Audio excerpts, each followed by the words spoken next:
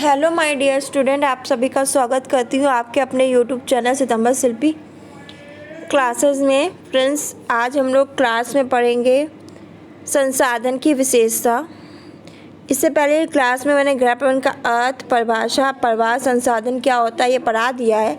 आज हम लोग संसाधन की विशेषता पढ़ेंगे, जानेंगे संसाधन की विशेषता क्या है। अगर ये क्लास नहीं देखी है इससे पहले कि आपने, तो आप डिस्क्रिप्शन बॉक्स में भी जाके लिंक के द्वारा भी इससे पहले क्लास देख सकते हैं, या आप प्लेलिस्ट में जाके वहाँ लिंक पड़ा है तो उससे भी आप इसके पहले ही क्लासेस है उसको देख सकते हैं। तो चलिए शुरू करते हैं आज की क्लास।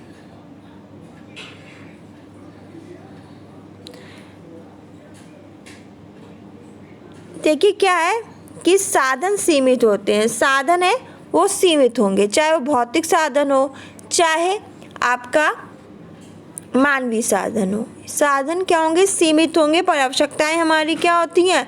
असीमित होती हैं। चाहे हमारा धन हो, चाहे हमारा समय हो, शक्ति हो, ये सब क्या है? सीमित है। धन भी एक सीमित मात्रा में होता है, समय है वो भी सीमित है, उसकी भी सीमा है, शक्ति उसकी भी सीमा है। अगर आप सुबह से काम कर रहे हो तो शाम को थक जाओगे, और जो हमारी आवश्यकता है वो क्या? असीमित है। इसीलिए हमें मैनेजमेंट की ज़रूरत पड़ती है, क्योंकि साधन सीमित है, आवश्यकता असीमित है, तो हम अपनी कैसे मैनेजमेंट करके चले, इसलिए हमें कुशल प्रबंधन की ज़रूरत होती है। साथ ही साधन सीमित, इनको दो भागों में बताया गया है, एक गुणात्मकता सीमितता और एक है संख्यात्मक सीमा।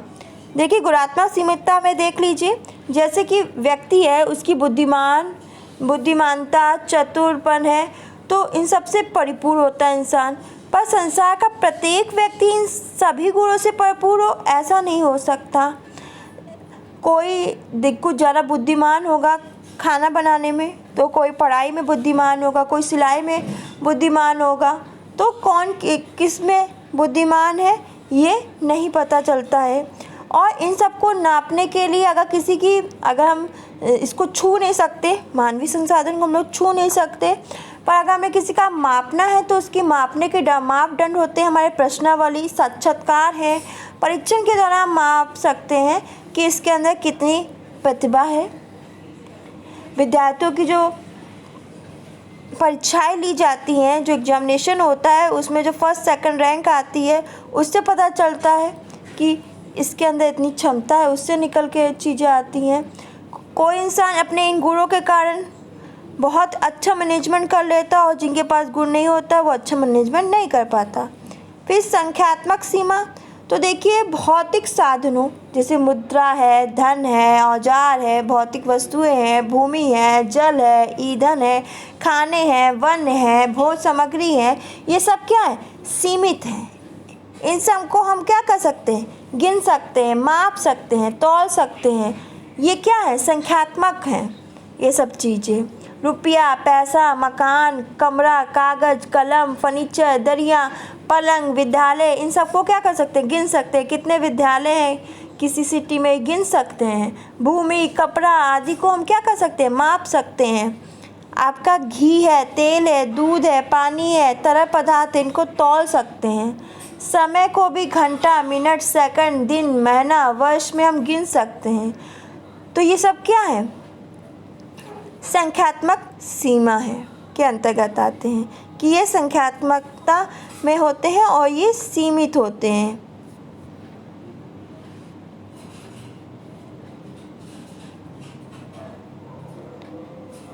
समस्त साधन उपयोगी होते हैं। देखिए दूसरी विशेषता है कि समस्त साधन उपयोगी होते हैं। आप ये जैसे कि आप समझ लो, कुल्हाड़ी है, हंसिया है, ये सब किसके लिए? मजदूर के लिए, किसान के लिए, लकड़हारे के लिए बहुत ज़्यादा उपयोगी होंगे। जबकि क्या होगा? एक कागज़, कलम, फर्नीचर, अलमारी, ये सब एक पढ़े लिखे परिवार के लिए बहुत उपयोगी होगा। आप समझते हो ना, एक थर्मामीटर, आपका आला है, ये किसके लिए? एक डॉक्टर के लिए बहुत ज़रूरी है, इसके बिना उसका काम नहीं चलेगा। एक शिक्षक के लिए क्या? चौक, डस्टर, किताब, कागज़, कलम, ये उपयोगी होता है। मतलब ये है कि समस्त साधन उपयोगी होते हैं और सभी के लिए उपयोगी होते हैं जिसके लिए ज़्यादा यूज़ होता है।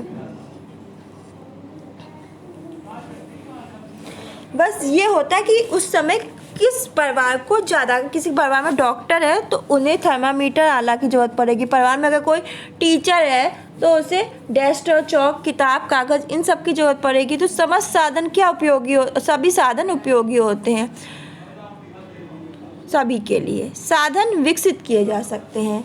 देखिए क्या है कि साधनों का विकास किया जा सकता है, ये नहीं है कि साधन का विकास नहीं किया जा सकता। आप जानते हैं कि हाँ, क्यों?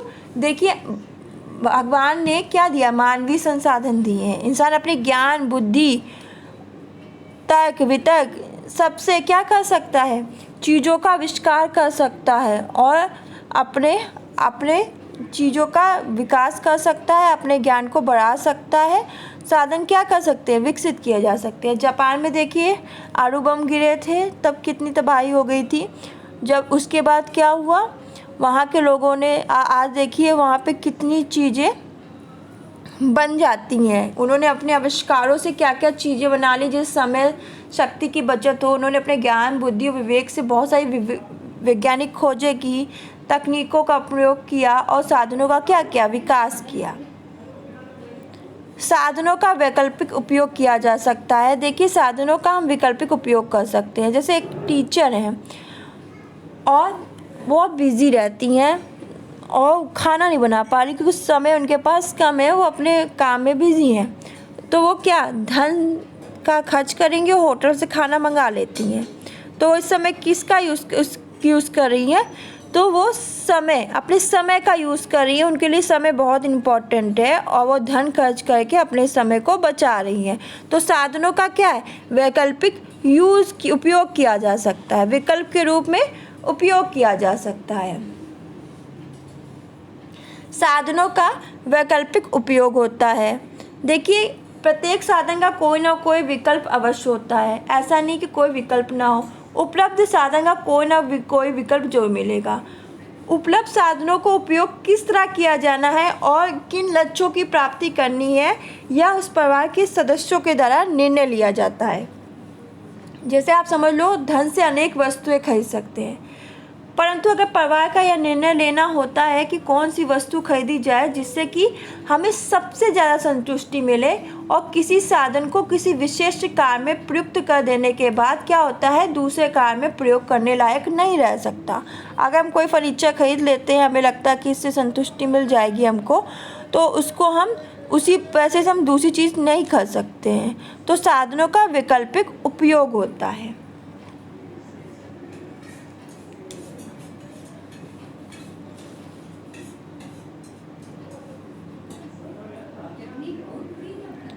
साधन पारस्परिक संबंधित होते हैं। देखिए जो साधन होते हैं वो क्या होते हैं, पारस्परिक संबंधित होते हैं, एक दूसरे से क्या होते हैं, संबंधित होते हैं। जैसे देख लीजिए, भोजन बनाने के लिए हमें केवल पाक कला में निपुण होना व्यक्ति की आवश्यकता होती है, परंतु इसके साथ ही ईंधन, चूल्हा, भोजन सामग्री, बर्तन, उपकरण, समय, जो आवश्यक सामग्री है मानवीय, ये सब मानवीय और भौतिक दोनों सामग्री, इन दोनों का होना बहुत जरूरी है। इसके बिना क्या खाना नहीं बन सकता, इसके बिना क्या होगा, संतुलित पौष्टिक आहार नहीं बन सकता। भले ही उसको बहुत अच्छी तरह से खाना बनाना आता हो, पर जब तक उपकरण नहीं होंगे, जब तक गैस चूल्हा नहीं होगा, बर्तन नहीं होगा, तो वो कैसे बनाएगी।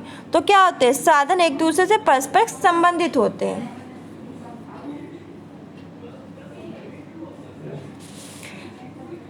साधनों के उपयोग में प्रबंध प्रक्रिया का प्रभाव पड़ता है। देखिए क्या होता है, जो साधन है उनका यूज़ जो करते हैं उन पे जो हमारी प्रबंध प्रक्रिया है उसका प्रभाव भी पड़ता है। साधन क्या होते हैं, मैंने बताया सीमित होते हैं। सीमित साधनों में ही पारिवारिक आवश्यकताओं की पूर्ति करना, लक्ष्यों की प्राप्ति करनी होती है। सीमित साधन है, उसी में परिवार की आवश्यकता भी पूर्ण करनी है, उसमें ही अपनी आवश्यकताओं को पूर्ण करना और लक्ष्यों की प्राप्ति भी करना है। और ये तभी संभव हो सकता है जब हम योजनाबद्ध तरीके से व्यवस्थित कार्य करें, वरना हमारे लक्ष्य भी पूरे नहीं हो पाएंगे। प्रबंध प्रक्रिया के कुछ स्टेप होते हैं जिनको उनको करना बहुत इम्पोर्टेंट होता है, जिसमें आपका होता है योजना बनाना, योजना को करना, योजना पर नियंत्रण करना, क्रिया का मूल्यांकन करना, इन स्टेपों को करना बहुत इम्पोर्टेंट है। अगर हम इन स्टेप को नहीं करते हैं तो क्या होगा, साधनों की उचित व्यवस्था कभी नहीं हो पाएगी। साधनों के उचित प्रयोग से जीवन स्तर में बढ़ोतरी होती है। देखिए क्या होता है, साधनों का अगर हम उचित उपयोग करेंगे तो हमारा जीवन स्तर है वो बहुत अच्छा होगा। अगर हम साधनों का उचित और योजनाबद्ध तरीके से उपयोग करते हैं, व्यक्ति परिवार के सदस्यों के रहन सहन का स्तर ऊंचा होता है। साधनों के समुचित प्रयोग से परिवार के लक्ष्यों की प्राप्ति होती है, जीवन की गुणवत्ता में बढ़ोतरी होती है। अक्सर हम देखते हैं कि दो समान आय वर्गों में जिनकी पारिवारिक संरचना लगभग एक जैसी होती है, पर वो क्या करते हैं, अपने विवेक का ढंग से प्रयोग नहीं करते, अपनी बुद्धि का ढंग से प्रयोग नहीं करते। एक इंसान उसी जो साधन है उससे बहुत ऊंचा स्टैंडर्ड बना लेता है और दूसरा इंसान वही साधन होते हुए भी अपना स्टैंडर्ड ऊंचा नहीं बना पाता है। तो ये है कि जैसे हमारे पास साधन है उसका उपयोग हम किस तरीके से कर रहे हैं, किस तरह से हम अपना रहन सहन रख रहे हैं, उसको हम किस तरह से खर्च कर रहे हैं, उन चीज़ों का उपयोग कर रहे हैं अपने लक्ष्यों की प्राप्त करने के लिए, तो वो हमारे किसको जीवन स्तर में को भी हमारे जीवन स्तर को भी दिखाएगा। तो ये थे आपके संसाधन के विशेषता। पहला है कि साधन सीमित होते हैं। वो क्वेश्चन पूछ सकता है समस्त साधन उपयोगी होते हैं। कोई भी साधन है सब उपयोगी होते हैं, ऐसा नहीं है। कोई डॉक्टर के लिए उपयोगी होता है, कोई परिवार के लिए उपयोगी होता है, कोई शिक्षक के लिए उपयोगी होता है। साधन विकसित किए जा सकते हैं, ऐसा नहीं है कि साधन विकसित नहीं किए जा सकते हैं। साधन अपनी बुद्धि विवेक से ज्ञान से विकसित किए जा सकते हैं। साधनों का वैकल्पिक उपयोग भी किया जा सकता है। साधन है उनका कोई वैकल्पिक उपयोग भी कर सकते हैं। साधनों का वैकल्पिक उपयोग होता है। साधन परस्पर संबंधित होते हैं। साधनों के उपयोग पर प्रबंध प्रक्रिया का प्रभाव पड़ता है। साधनों के उचित प्रयोग से जीवन स्तर में क्या होती, बढ़ोतरी होती है। तो ये थे आपके साधन की विशेषता।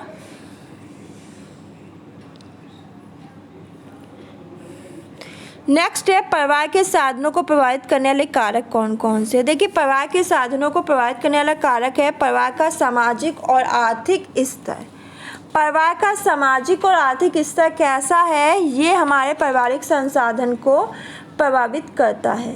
जैसे देखिए समाज में विभिन्न आय वर्ग के लोग रहते हैं, उनका रहन सहन खाना पान रीति रिवाज सब क्या होते हैं, भिन्न भिन्न होते हैं। धनी वर्ग के लोग धन व्यय करके अधिकतम आवश्यकताओं की पूर्ति कर लेते हैं, संतुष्टि कर लेते हैं और अनेक जो भौतिक वस्तुएं हैं उनका उपभोग करते हैं। उनका रहन सहन क्या होता है, ऊंचा होता है। परिवार के सदस्य संतुष्ट होते हैं, प्रसन्न रहते हैं।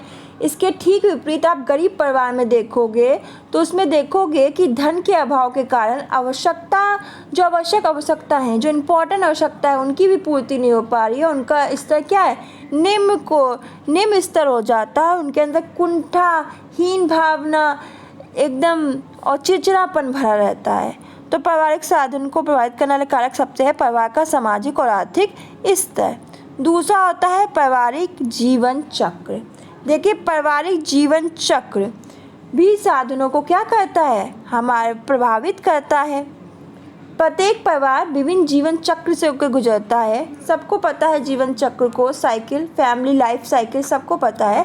पारिवारिक जीवन चक्र में सदैव एक सा नहीं रहता है, समय के साथ क्या होगा, चेंजेस होते हैं। इसमें परिवार के सदस्यों की आयु बढ़ने के साथ साथ साधनों की उपयोगिता में भी अंतर आने लगता है। जब परिवार में छोटे बालक होते हैं तो क्या होता है, पालन पोषण में अधिक व्यय लगता है। जो पालन पोषण है उनके उसमें अधिक व्यय लगेगा। फिर आयु बढ़ने के साथ क्या इस देखते हैं हम लोग कि उनकी पढ़ाई लिखाई में जो आगे उम्र बढ़ने लगती है, स्कूल में प्रवेश ले लेते हैं, फिर महाविद्यालय में प्रवेश ले लेते हैं, फिर क्या खिलौने से वो किस में चले जाते हैं, कॉपी किताब पेन पेंसिल, उनकी शिक्षा में बहुत खर्च होता है। फिर उसके बाद पारिवारिक जीवन चक्र की एक अवस्था में जो साधन अधिक उपयोगी होते हैं वही साधन जीवन चक्र की दूसरी अवस्था में क्या होते हैं, कम उपयोगी हो जाते हैं। एक चक्र में वही साधन उपयोगी है और दूसरे चक्र में वो साधन उपयोगी नहीं होता है। तो दूसरी अवस्था में क्या होता है, वो उपयोगी कम हो जाता है जो पहला अवस्था में उपयोगी था। तो देखिए आवश्यकताओं में परिवर्तन होने के साथ फिर क्या होगा, साधनों के उपयोग भी क्या होते हैं, प्रभावित होते हैं। परिवार का आकार और संगठन, परिवार का आकार और संगठन भी प्रभावित करता है। देखिए, परिवार का आकार और संगठन भी परिवार के साधनों को प्रभावित करता है। जब परिवार में क्या होता है, सदस्यों की संख्या अधिक होती है, तब अधिक साधनों का उपयोग होता है। इसके साथ ही यदि परिवार विशेष अवस्थाओं जैसे बालावस्था, गर्भावस्था, धात्री अवस्था, वृद्धावस्था से गुजर रहा हो, तो उस परिस्थिति में भोजन, चिकित्सा, स्वास्थ्य की आवश्यकताओं में वृद्धि हो जाती है। अगर कोई परिवार में सदस्य गर्भावस्था में है, धात्री अवस्था में है, वृद्धावस्था में है, तो उसमें उसके भोजन की, चिकित्सा और स्वास्थ्य में वृद्धि हो जाएगी। भाई, उसकी आवश्यकता ज़्यादा होगी साधनों में, और इन साधनों में वृद्धि हो जाती है। इसके ठीक यदि परिवार का आकार छोटा है, संगठन एकांकी है, तब कम साधनों की ज़रूरत होती है। संयुक्त परिवार में क्या होता है, सदस्यों के भोजन, पोषण, मनोरंजन, शिक्षा, वस्त्र, आवास आदि पर एकांकी परिवार की अपेक्षा अधिक व्यय होता है। जीवन का दृष्टिकोण, देखिए प्रत्येक व्यक्ति का दृष्टिकोण अलग अलग होता है। ये एक नज़रिया हर इंसान का नहीं होता। कुछ लोग सांसारिक भोगों से पूर्णतः लिप्त रहना चाहते हैं। उन्हें भौतिक वस्तुएं, विशेषकर आरामदायक और विलासिता संबंधी वस्तुएं काफ़ी पसंद होती हैं। इसके विपरीत कुछ लोग भौतिक चीज़ों से काफ़ी दूरी बना के रखते हैं, ईश्वर के प्रति प्रेम बना के रखते हैं।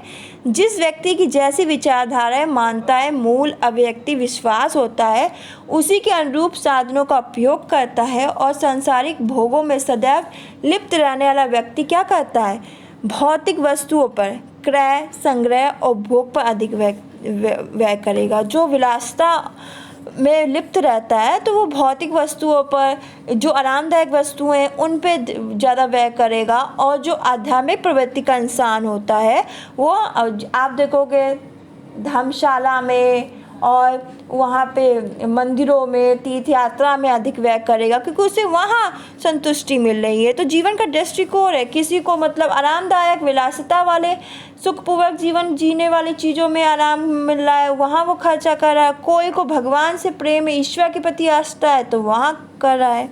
प्रबंध कुशलता, देखिए व्यक्ति की कार्य कुशलता, वाक्पटुता, बुद्धिमानी और प्रबंध कुशलता से पारिवारिक साधनों की उपयोगिता निर्भर करती है। वे व्यक्ति जो व्यवहारिक और प्रबंध कुशल होते हैं, वो क्या होते हैं, एक नियोजित तरीके से प्लान करके साधनों का उपयोग करके जो क्या करते हैं, परिवार के लक्ष्यों को प्राप्त कर लेते हैं, सीमित साधन में प्राप्त कर लेते हैं। और इसके विपरीत जो अकुशल प्रबंधक होते हैं, वो नियोजित तरीके से कार्य नहीं करते, वो अनाप शनाप पैसा व्यय कर देते हैं और समय का उनके जीवन में कोई महत्व नहीं होता। साधनों का उपयोग भी सही तरीके से नहीं कर पाते हैं। आखिर में क्या मिलता है, परिवार में असंतुष्ट होते हैं, उदास रहते हैं, हीन भावना से ग्रस्त रहते हैं और अपनी दैनिक जीवन की पूर्ति भी नहीं कर पाते हैं। तो प्रबंध कुशलता होना बहुत ज़रूरी है। फिर है व्यवसाय और पारिवारिक आय।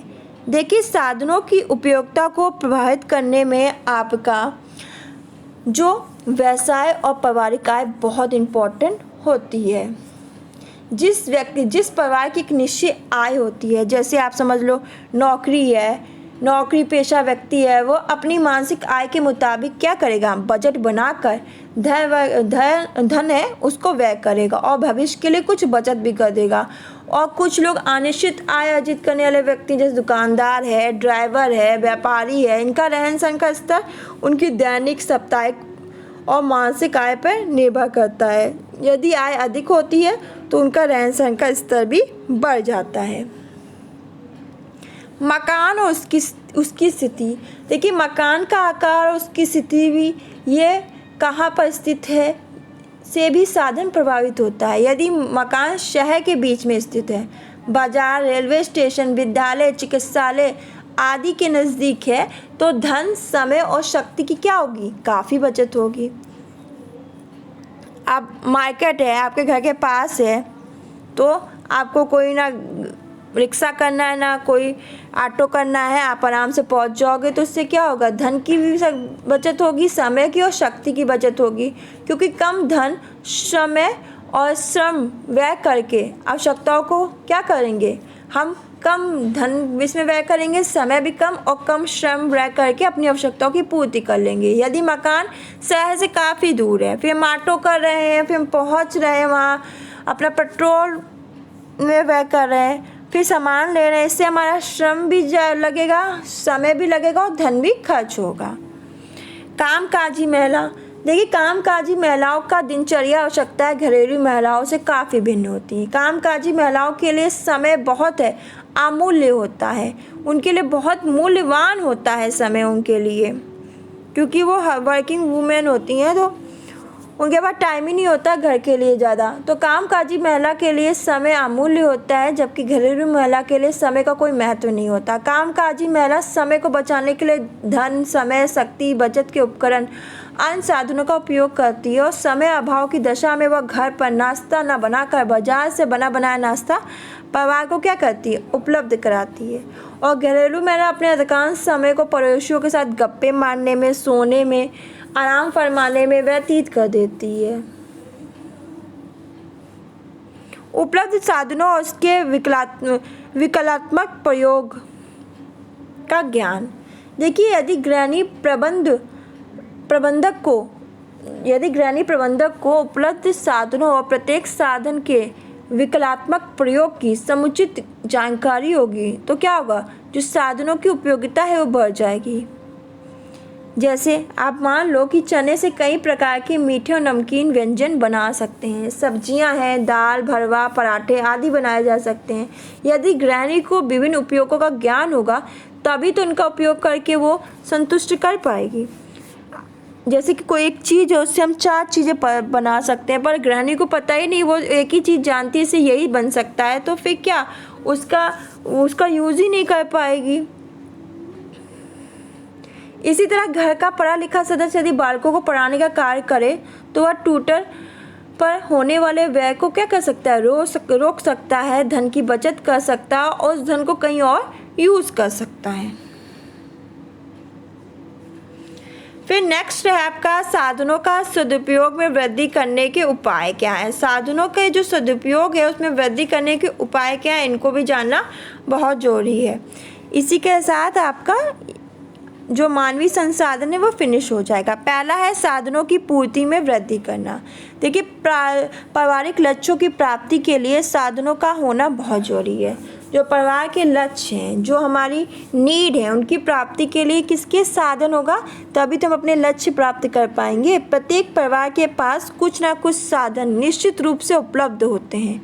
ये अलग बात है कि किसी परिवार के पास समय अधिक है तो धन की कमी होती है, किसी के पास समय अधिक है तो किसी के पास धन की कमी होती है। परिवार में धन व अन्य भौतिक वस्तुओं की अधिकता होती है, तो कुछ परिवार में क्या होता है कि धन की भी और भौतिक वस्तुओं की ज़्यादा अधिकता होती है। जबकि मानवीय साधनों और समय की कमी होती है, जबकि क्या होगी, उनके पास क्या, जो मानवीय साधनों और समय की कमी होती है। परिवार के पास जो भी साधन उपलब्ध हो उनकी जानकारी प्रत्येक सदस्य को होना चाहिए, ताकि वो क्या कर सके कि उस साधन का उपयोग करके पूर्व निर्धारित लक्ष्यों को प्राप्त कर सके। कई परिवार में साधनों विशेषकर धन की जानकारी केवल मुखिया और प्रबंधक को ही होती है। साधनों की समुचित जानकारी न होने से परिवार का सदस्य उसका उपयोग लक्ष्य प्राप्ति में नहीं कर पाता है। जैसे देख लीजिए, परिवार के पास पर्याप्त धन होने के बाद भी यदि गृहिणी के पास समय, शक्ति और बचत के उपकरण नहीं होंगे तो गृहिणी को खाना पकाने और घरेलू कार्य को संपन्न हेतु काफ़ी श्रम, समय और शक्ति क्या करनी पड़ेगी, व्यय करना पड़ेगा। जैसे मसाला पीसने के लिए अगर मिक्सर नहीं होगा और वो सिल पे पीसेगी तो टाइम लगेगा। प्रेशर कुकर के अभाव में भगोने में दाल और चावल पकाएगी तो टाइम लगेगा। वॉशिंग मशीन के अभाव में अगर वो हाथ से कपड़ा धुलेगी तो क्या लगेगा, टाइम लगेगा।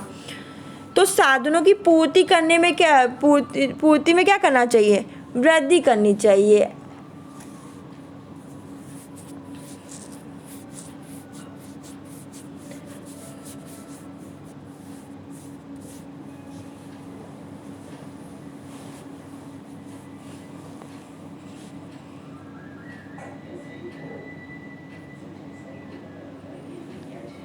हमें सोच समझ के ऐसे साधनों का उपयोग करना चाहिए। अपने पैसों को ऐसी जगह व्यय करना चाहिए जिससे समय शक्ति की बचत हो और हर काम अच्छी ढंग से हो जाए। यदि हम सोच समझ के साधनों की पूर्ति पर अधिक से अधिक की जाएगी तो परिणाम ज़्यादा सुखद और क्या होगा, संतोषजनक होगा और हमें ज़्यादा सुख मिलेगा, संतोष मिलेगा। वैकल्पिक प्रयोग की जानकारी। देखिए, साधनों का उपयोग एक से अधिक प्रयोजन के हेतु काम में लाया जा सकता है। जैसे शीशम की लकड़ी एक साधन है, इससे हम क्या बना सकते हैं, चारपाई बना सकते हैं, पलंग, टेबल, कुर्सी, सजावट के सामान, अनेक वस्तुएं तैयार कर सकते हैं। लकड़ी का उपयोग हम जलावन के रूप में भी करते हैं।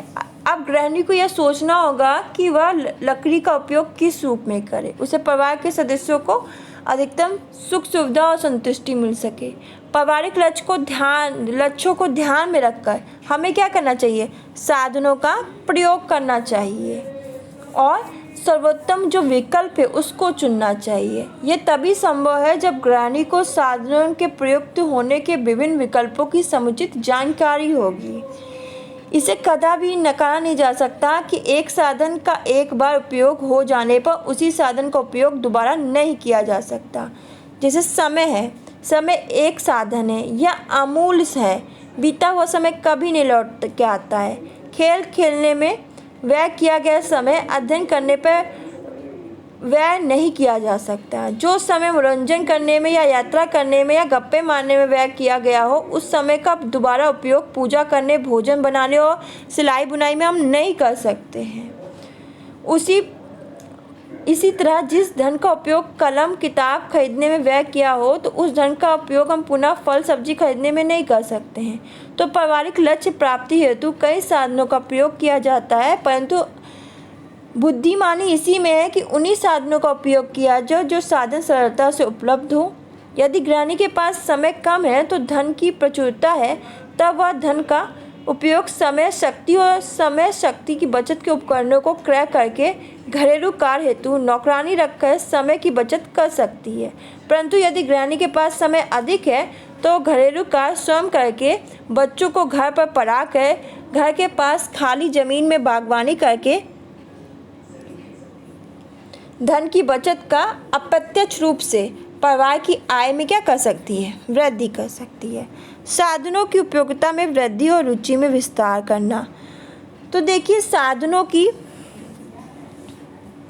उपयोगिता में वृद्धि का ज्ञान गृहिणी को होना बहुत जरूरी है कि जो साधनों की उपयोगिता में वृद्धि कैसे की जाए, इसका ज्ञान होना एक गृहिणी को होना बहुत जरूरी है। प्रत्येक वस्तु के एक से अधिक उपयोग होते हैं। गृहिणी इनका अधिकतम उपयोग तभी कर सकती है जब उसके बारे में उसे पर्याप्त जानकारी हो।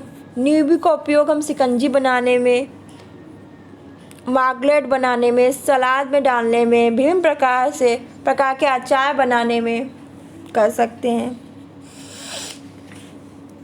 नींबू का समुचित उपयोग गृहिणी तभी सुंदर तरीके से कर सकेगी जब इसके विभिन्न उपयोग और विधियों की जानकारी होगी, वरना नहीं कर पाएगी। फिर विकल्पों का साधनों के साथ संतुलन।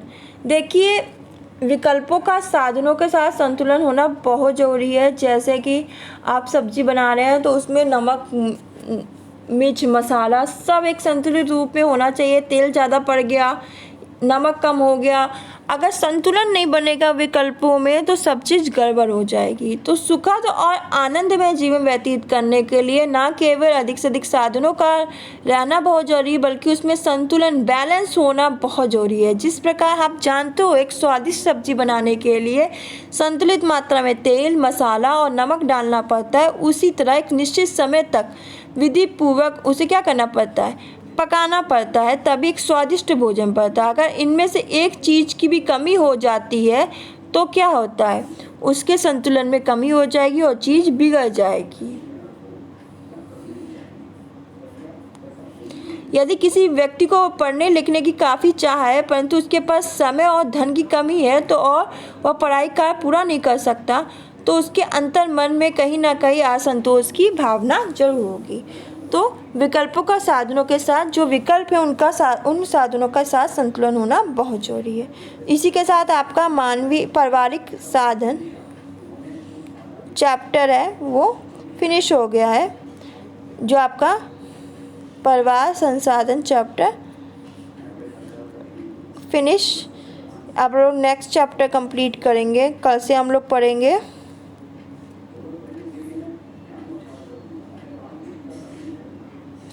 परिवार बजट पढ़ेंगे, फिर समय ऊर्जा धन का प्रबंधन। कल हम लोग परिवार बजट करेंगे। जब ये यूनिट ख़त्म हो जाएगी फिर हम लोग इसके क्वेश्चन आंसर करेंगे। तो फ्रेंड्स आज के लिए बस इतना ही। मिलते हैं नेक्स्ट क्लास में रात 10 बजे वाली क्लास में।